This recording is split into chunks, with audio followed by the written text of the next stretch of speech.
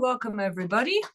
I am still getting used to my brand new iPad, which has this amazing self-focusing feature. So I'm not doing anything, that's just doing it to me right now. Welcome wherever you're calling in from. Now, before I dive into the particular focus of today's topic, I want to first just ask a general question, pop quiz.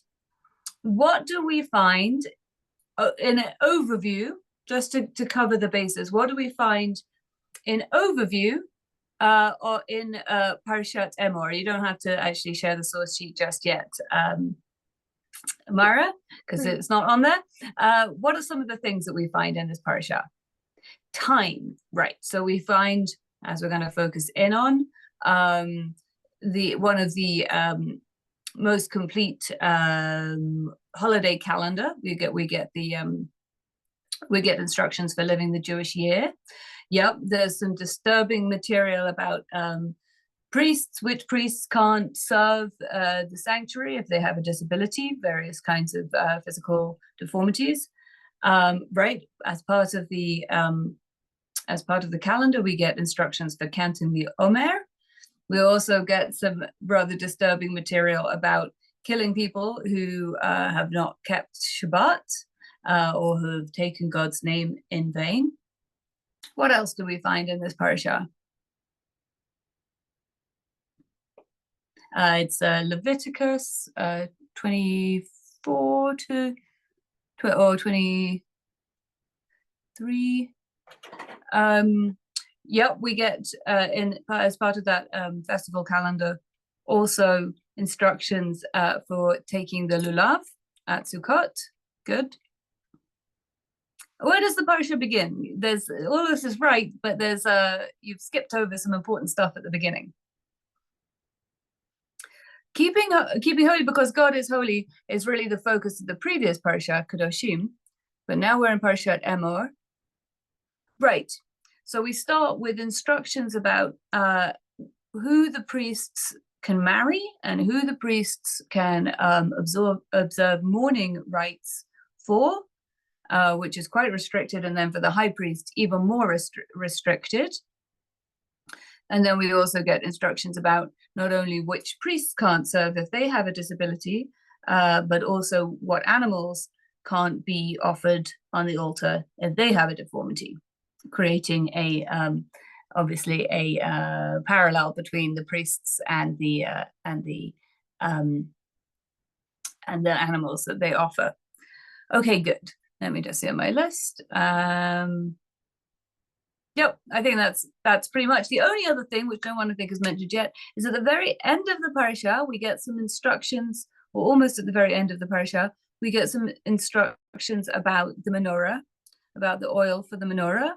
And we also get instructions for offering special bread. Now, you might remember this gets possibly less attention than many of the other things that were in the sanctuary in the Mikdash. But along with the menorah and the altar and the incense altar and the Ark of the Covenant, where these molten angels, cherubim, spread their wings, there was also a table. And on the table was offered special bread. And we'll come back to that at the very end of our study together. This will actually be our concluding point. But where I want to dive in is to looking at some of this material about the calendar. So at this point, Mara, if you would share your screen, let's have a look at this section together. And I'll just make a blessing for Torah study, and you can probably make that a bit bigger, right, Mara? Great. But can you make it so that we can see the Hebrew and the English next to each other? It doesn't seem to have that option for this one. Yes, it does. If you press the Aleph, if you on the left where it says Aleph, where it says A Aleph, nope. Oh, yeah, in the middle. Yeah, there you go. And then now you should be able to select to see it. And yep, next to each other. Perfect. Thank you so much. Okay, so I'll just make a blessing for our Torah study this morning. Blessed are you source of all creation, who flows divine inspiration into the universe and gives us this opportunity to get holy through the practice of studying sacred texts together.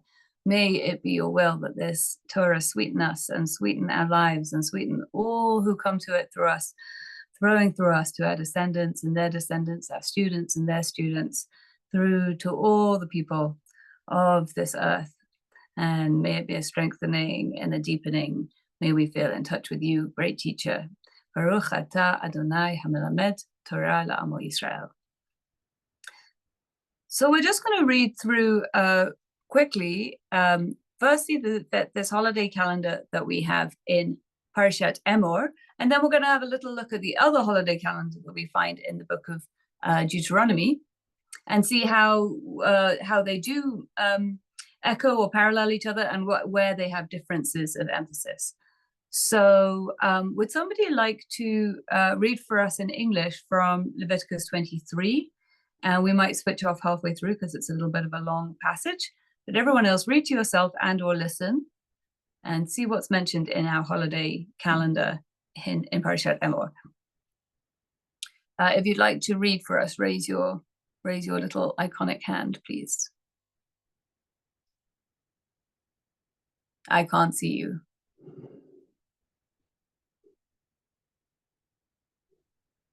Maybe it's because of my technical limitations, but I can't see anybody. No, we have some quiet folks today, but that's okay. Okay. We're waking up. I understand. Okay, well, I'll start, and if somebody else wants to pick up, you can raise your little yellow hand. Okay, so this is our holiday calendar from this parasha. Leviticus 23. Adonai spoke to Moses, saying, "Speak to the Israelite people and say to them, these are my fixed times, the fixed times of Hashem, which you shall proclaim as sacred occasions. On 6 days work may be done, but on the 7th day there should be a Sabbath of complete rest, a sacred occasion. You shall do no work. Each will be a Sabbath of Hashem throughout your settlements. These are the set times of Hashem, the sacred occasions which you shall celebrate, each at its appointed time." Can you keep scrolling for us, Mara? "In the 1st month, on the 14th of the month, at twilight, there shall be a Passover offering to Hashem. And on the 15th day of that month, Adonai's feast of Matzot. You shall eat Matzot for 7 days. On the 1st day, you shall celebrate a sacred occasion. You shall not work at your occupations. 7 days you shall make offerings by fire to Hashem. The 7th day shall be a sacred occasion. You shall not work at your occupations." Do I have a reader? Come on, someone volunteered, so you're not just hearing my voice. We had Jenny raise her hand before, and we also have Carol. I hope I'm saying your name right. If you Great. Let's have someone else to read for us. I saw Jenny first. Great. Then you can help her unmute. And Jenny, can you read for us from verse 9? Hashem spoke to Moses, saying, "Speak to the Israelite people and say to them, when you enter the land that I am giving to you and you reap its harvest, you shall bring the first sheaf of your harvest to the priest. He shall elevate the sheaf before Hashem for acceptance in your behalf. The priest shall elevate it on the day after the Sabbath. On the day that you elevate the sheaf, you shall offer as a burnt offering to Hashem a lamb of the first year without blemish. The meal offering with it shall be 2/10 of a measure of choice flour with oil mixed in, an offering by fire of pleasing odor to Hashem, and the libation with it shall be of wine, 1/4 of a hin. Until that very day, until you have brought the offering of your God, you shall eat no bread or parched grain or fresh ears, that is, of the new crop. It is a law for all time throughout the ages in all your settlements, and from the day on which you bring the sheaf of elevation offering, the day after the Sabbath, you shall count off 7 weeks. They must be complete. You must count until the day after the 7th week, 50 days. Then you shall bring an offering of new grain to Hashem. You shall bring from your settlements 2 loaves of bread as an elevation offering. Each shall be made of 2/10 of a measure of choice flour, baked after leavening, as first fruits to Hashem. With the bread you shall present as burnt offerings to Hashem 7 yearling lambs without blemish, 1 bull of the herd, and 2 rams with their meal offerings and libations, an offering by fire of pleasing odor to Hashem. You shall also offer 1 he-goat as a sin offering and 2 yearling lambs as a sacrifice of well-being. The priest shall elevate these, the 2 lambs, together with the bread of first fruits, as an elevation offering before Hashem. They shall be holy to Hashem for the priest. On that same day you shall hold a celebration. You shall not work at your occupations. This is a law for all time in all your settlements throughout the ages.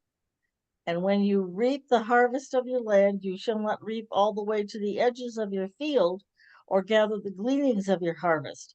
You shall leave them for the poor and the stranger. I, Hashem, am your God. Beautiful, Jenny. Thank you so much. Can we switch off to Carol just to have a different voice? And we might switch back to you in a minute. It's just a little bit of a long passage. All right. From verse 23. Adonai spoke to Moses, saying, "Speak to the Israelite people thus. In the 7th month, on the 1st day of the month, you shall observe complete rest, a sacred occasion commemorated with loud blasts. You shall not work at your occupation, and you shall bring an offering of fire to Adonai." Adonai spoke to Moses, saying, "Mark the 10th day of this 7th month is the Day of Atonement. It shall be a sacred occasion for you. You shall practice self-denial, and you shall bring in an offering of fire to Adonai.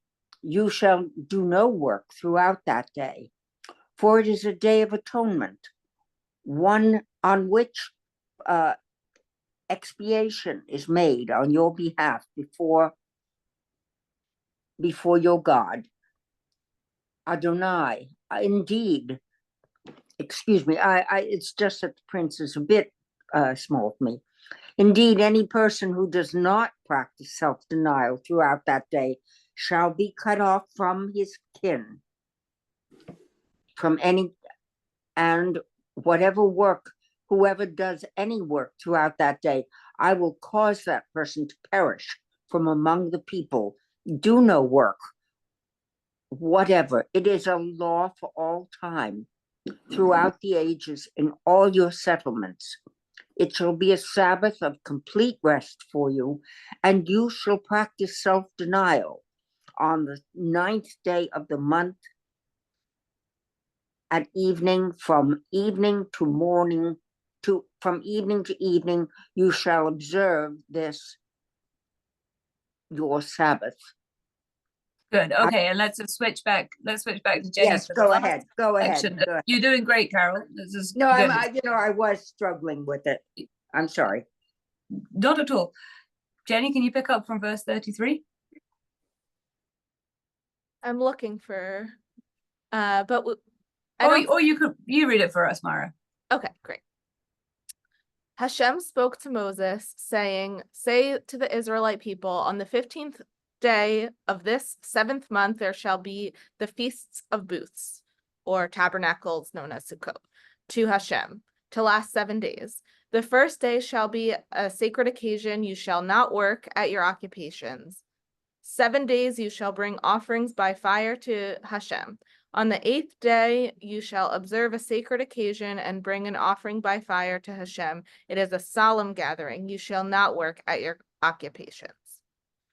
Those are the set times of Hashem that you shall celebrate as sacred occasions, bringing offerings by fire to Hashem, burnt offerings, meal offerings, sacrifices, and libations on each day, what is proper to it, apart from the Sabbaths of Hashem, and apart from your gifts, and from all your votive offerings, and from all your free will offerings that you give to Hashem. Mark on the 15th day of the 7th month, when you have gathered in the yield of your land, you shall observe the festival of Hashem to last 7 days, a complete rest for the first day and a complete rest on the 8th day. On the first day you shall take the product of Hadar, others goodly, exact meaning certain, trees, branches of palm trees, boughs of leafy trees, and willows of the brook, and you shall rejoice before your God, Hashem, 7 days. You shall observe it as a festival of Hashem for 7 days in the year. You shall observe it in the 7th month as a law for all time throughout the ages. You shall live in booths 7 days. All citizens in Israel shall live in booths, in order that future generations may know that I made the Israelite people live in booths when I brought them out of the land of Egypt, I, your God, Hashem. So Moses declared to the Israelites the set times of Hashem. Beautiful. Okay, thank you very much, everyone, for your attention. Let's just have a quick, in the chat, what do you notice about the way that the holidays are described in this section from Leviticus? Anything surprising? Anything jump out at you? Okay, there's this instruction towards complete rest.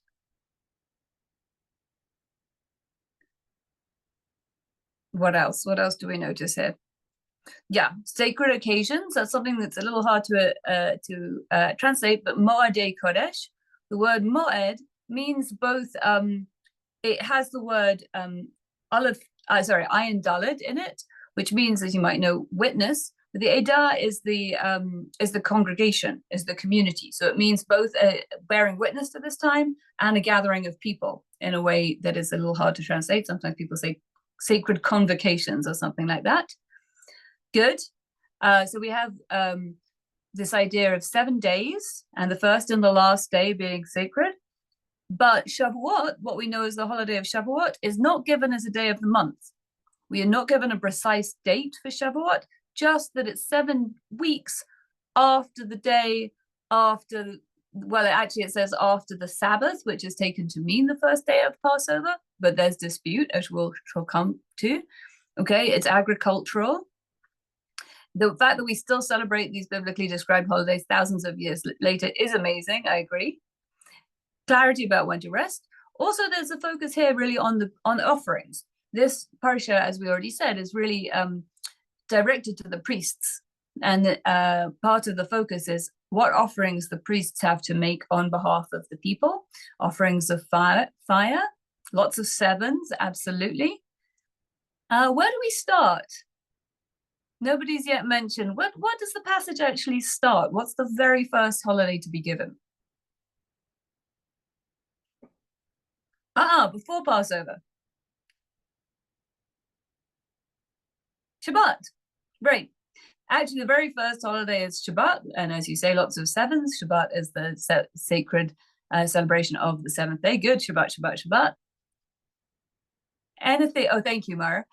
Anything else that you want to point out? Anyone happen to know what's unique? There are at least 3 things or 4 things that are unique in this list of the holidays that we actually don't get anywhere else in the Torah. Oh, good. Yes, Rob points out that the Feast of the Passover on the 14th of the month, and then the Feast of Matzot on the 15th of the month for 7 days, seem like they could originally have been different holidays. Good, close reading. Yes, and then you get the 8th day at the end of Sukkot, the Shmini Atzeret. Someone already mentioned that we have the instructions for the taking the 4 species on Sukkot, the lulav, and so forth. This is the only place in the Torah that we're instructed specifically about that, right? Indeed, agricultural kind of respect for planting and when to harvest, absolutely, making a sacred element to the very earthy business of having food to eat. Anything else? Don't skip it just because it's obvious. What else before we get to Sukkot? What else are we told to do in the 7th month of the year?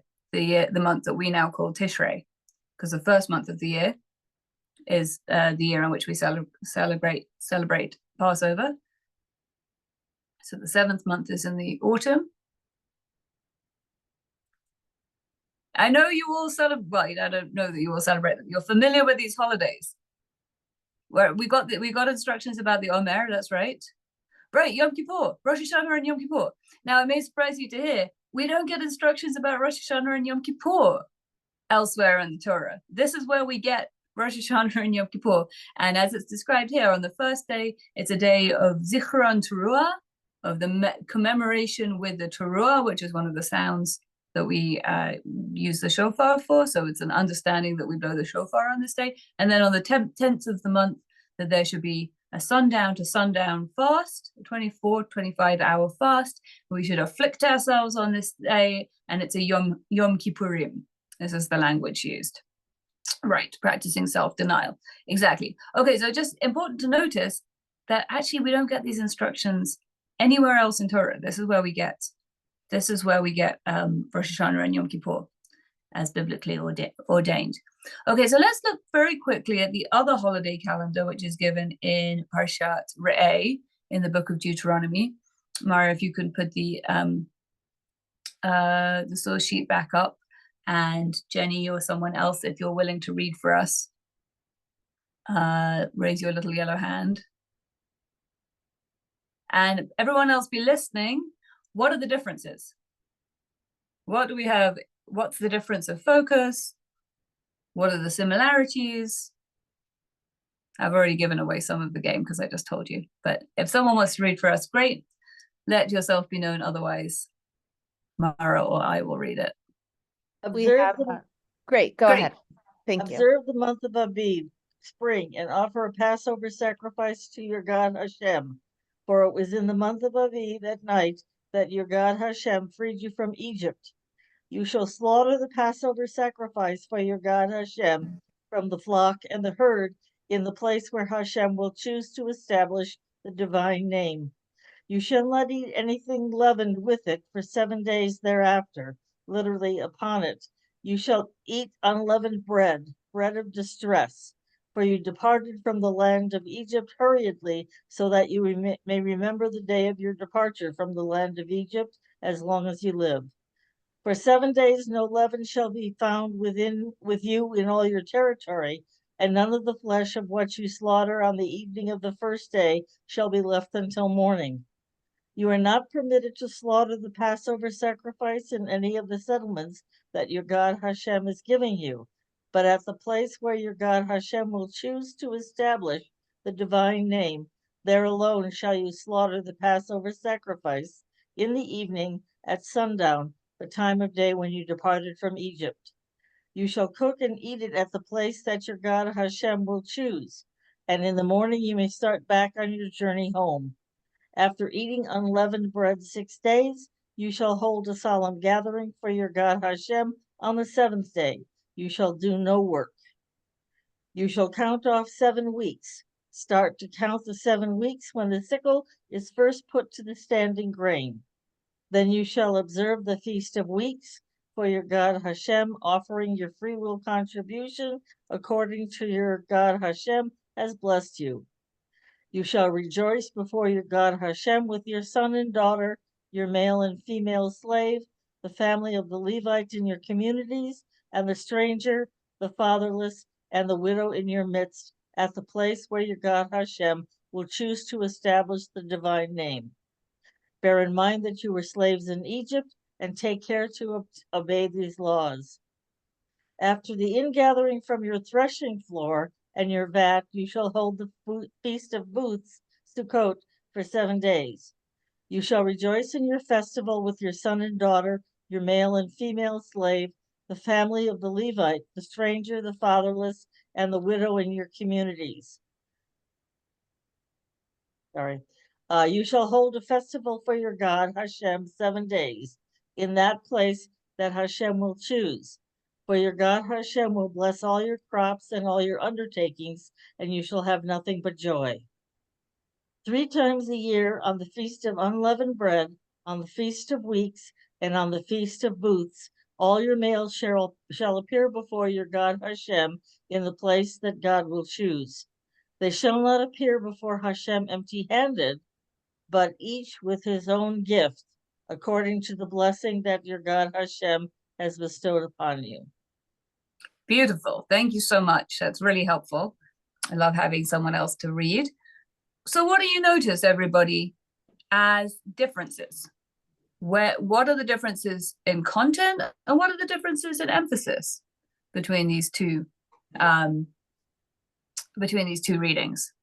Okay, so good. Bob's pointing out that in Deuteronomy, there is much more emphasis on celebrating with the whole community, with the poor, with the slaves, with women, with widows, with the family of the Levites who don't have land of their own, that it should be a broad social celebration. That's not mentioned at all in Leviticus. Carol says, yes, I love that we are commanded to rejoice. So there's also more emotional emphasis. Good. Andrea says, there will be a specific place where the holiday offerings are to be made. So there's some concern that the offerings be made in the right place, in the what will be the temple, as opposed to, as you might remember, the original Passover offerings are done in the home. It's all taking the blood and putting it on the doorposts. There's a move across time away from this being a home-based practice to being a temple-based practice, right? So bringing gifts before God. The emphasis here is on ordinary people bringing their gifts of first fruits and free will offerings as part of the celebration. And also you'll notice this emphasis on pilgrimage holiday. Of course, at the time of Leviticus, supposedly everybody's all living together in the wilderness. And at the time of Deuteronomy, they're going to be living in the land, and they're being commanded to gather together just at these 3 special times of the year. Yes, only the males are commanded, but that's a difference in emphasis. Less about the priesthood, more about the ordinary people and the offerings that they are to make. Good question whether we should be bringing gifts to God and what offering practice would be like for us in our days. What else? Anything else that you notice about the differences? Or the similarities?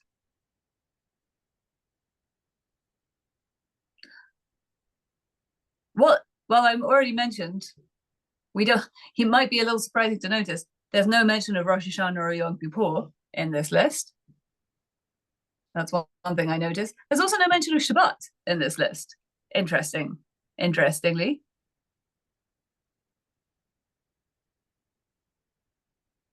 Anything else that you notice as a particular emphasis or any differences in the Deuteronomy passage? Kimberly says it's more unified and collaborative, I think, in the Deuteronomy piece.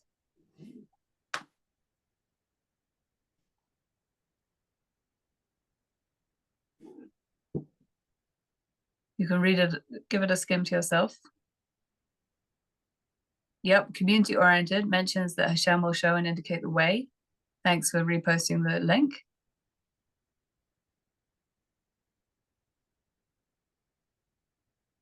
So the offerings that were to be brought to God are not held to, there is the understanding that now that there is no temple, we're no longer obligated to bring these offerings in the same way.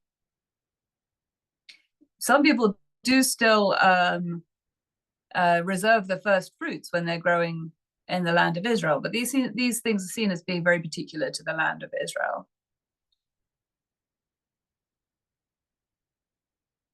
Jay, that's a good question about Emor, and I'm not sure. I'll have to look for you. So I will point out a couple of things that I noticed. In the Deuteronomy passage, there's a lot of emphasis on historic memory, and all of this being to do with remembering that we went out of Egypt. And that's actually not mentioned at all in the Leviticus passage, maybe because it's that much closer to the time that the people are hearing it, or maybe it's just not the concern of the author of this passage in the way that the author of the Deuteronomic passage is interested. But you'll see over and over again, remember that you were slaves in Egypt. You're doing this because you were slaves in Egypt and you were taken out of Egypt. You do it at night to remember when you went out of Egypt. And remember not to oppress the stranger because you too were strangers in Egypt. All of which we don't really find in the Leviticus passage. And then what about what about the Omer? What we think of as this period of the calendar, which of course is why I wanted to focus in here today to this bit of the Parsha. This period of the calendar that we're in right now, the period after Passover and before Shavuot, is a period in which we do a practice called counting the Omer. As you saw in the first passage, the priest would take an Omer, which is a measurement of grain, and wave it, starting at a certain point. What does the Deuteronomy piece say about when that happens? Someone pointed out that in the Leviticus piece, it's supposed to happen starting the day after the holiday, literally the day after the Sabbath, which is taken to mean the day after the first day of Passover. When is it to be done according to Deuteronomy? Right, thanks, Rob. It says when the sickle is first put to the standing grain. So it doesn't seem to be connected to the specific date of Passover or anything else.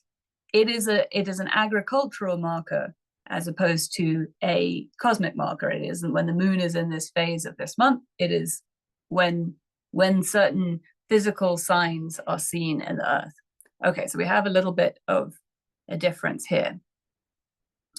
Okay, when the grain is in harvest.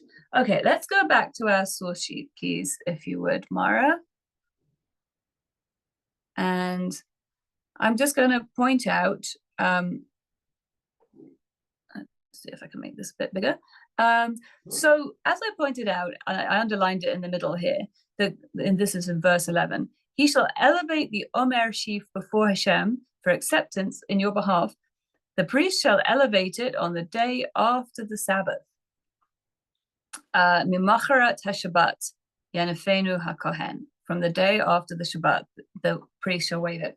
Now, somebody already said, well, that's the day after the first day of Passover, which we think is that when it is, because that's when we celebrate it. That's when we start to count the Omer. Those of us who have two Seders will count the Omer for the first time at the on the second Seder.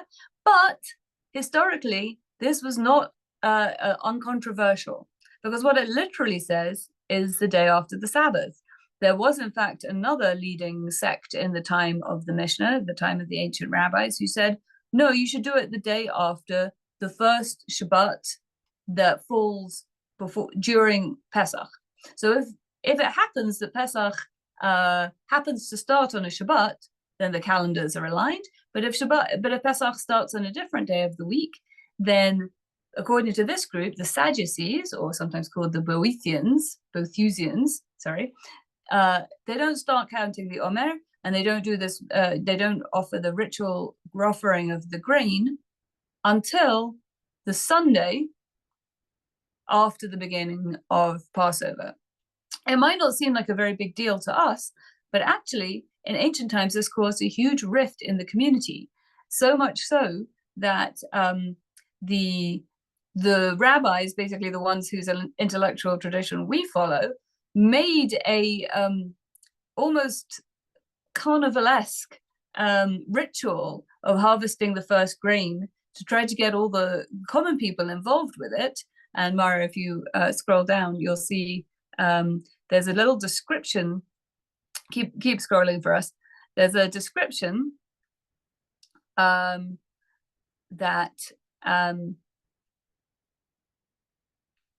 actually pause there for a sec. If you scroll down in the sheet, you'll find a description from the Mishnah about how this first grain was offered, and it was done at night, and all the people from the surrounding villages came in, and there was like this sort of like pantomime quality where the priest would like lift the sickle and say, shall I harvest this grain? And everyone would say, do it, harvest. And he'd be like, with this sickle? And everyone would say, yes, with that sickle, into this basket. Yes, into this basket.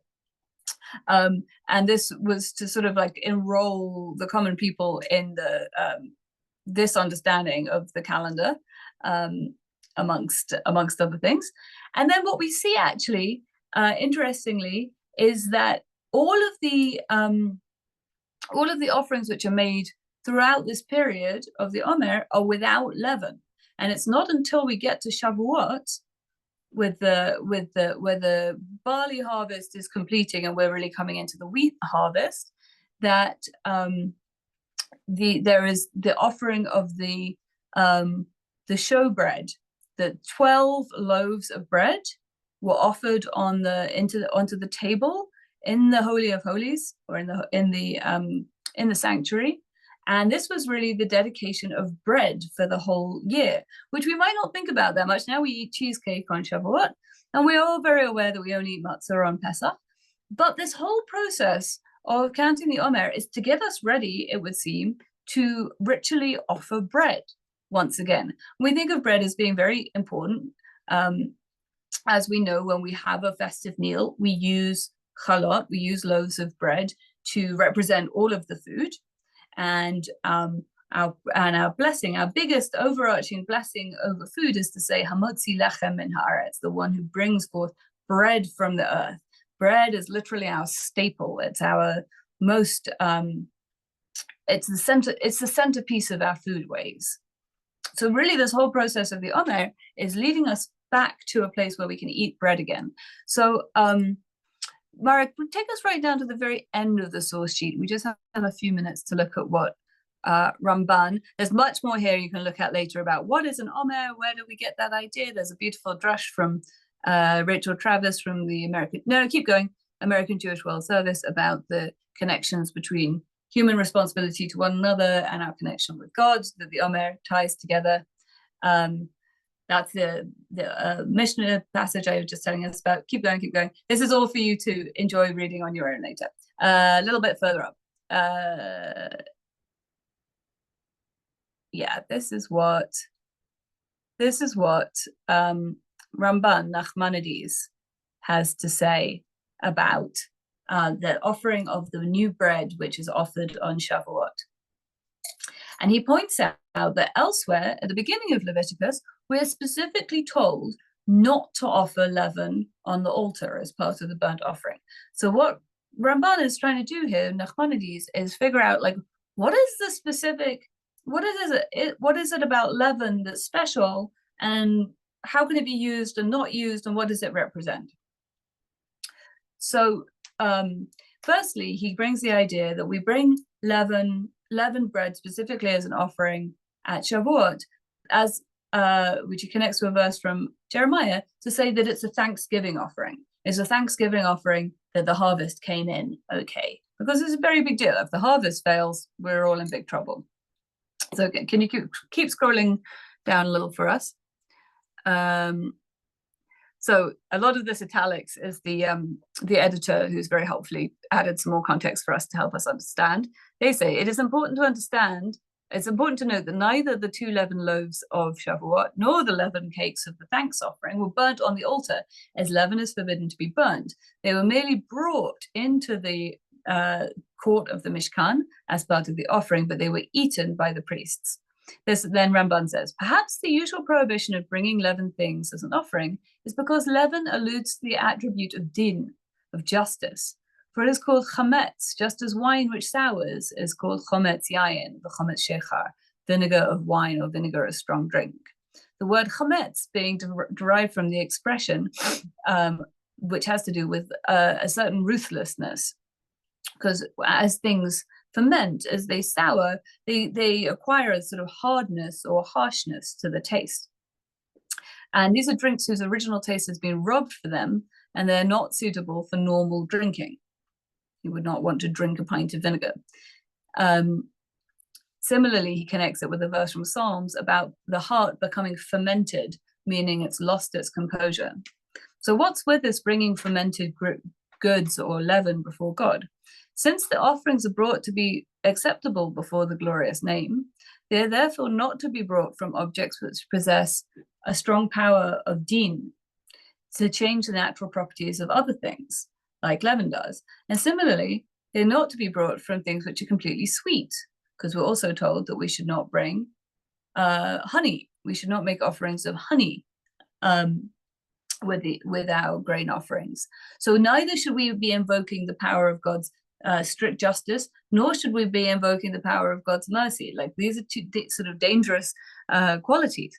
Instead, they're to come only from things which are blended of different qualities, just as the rabbis have said with the reference to the creation of the world in Genesis Rabbah, that that God combined the attributes of mercy with the attributes of justice, and it's from this mixture that God created the world.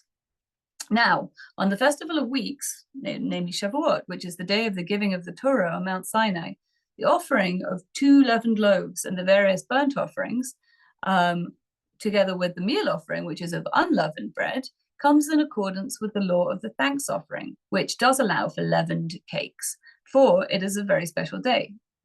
And then he says, basically, this is a Kabbalistic mystery that you need a teacher to explain to you. This is kind of esoteric stuff.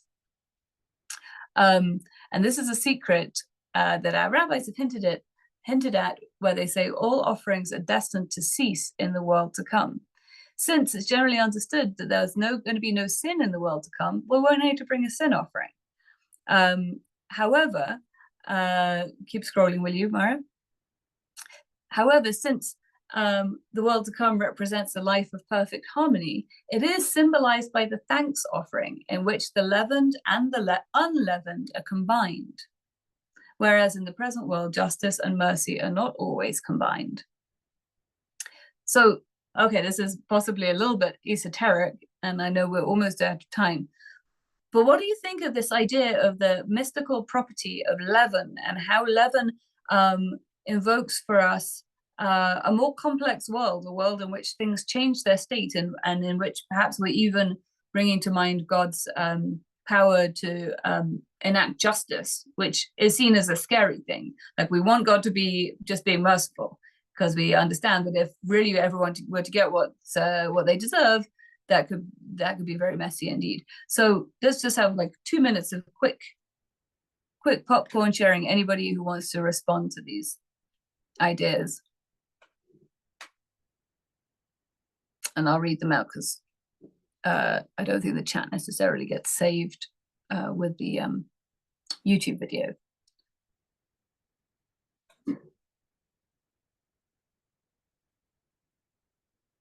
Anyone want to say anything about this? Ginny is saying the real world. Are you saying the combination of mercy and justice is what we have to live with here in the real world? Yeah, a lot of big things to process here. Yeah. Okay, well, I hope right, it's about balance. It's about balance, and there's this idea that even what we offer to God should represent in some way the balance that we're trying to invoke. There's a sort of quality of, you could say, like a sympathetic magic to it. So justice and mercy combined is perfection. Well, I hope that you have the opportunity to have a little look over these sources. I know it's a little hard to absorb, especially listening, but I do recommend that you go take a look at the sources in your own time and see what you make of them. There are various other ideas that we didn't really get to touch on here, but I hope that this gives you some food for thought, as it were, as we're counting these days of the Omer. And I look forward to learning with you again soon, and may we all be nourished in exactly the ways that we need to be. Wish you all a Shabbat Shalom. Take good care, everyone. Thank you so much, Rabbi. Thank you all for being here. Shabbat Shalom. Bye for now. Thank you. Bye-bye.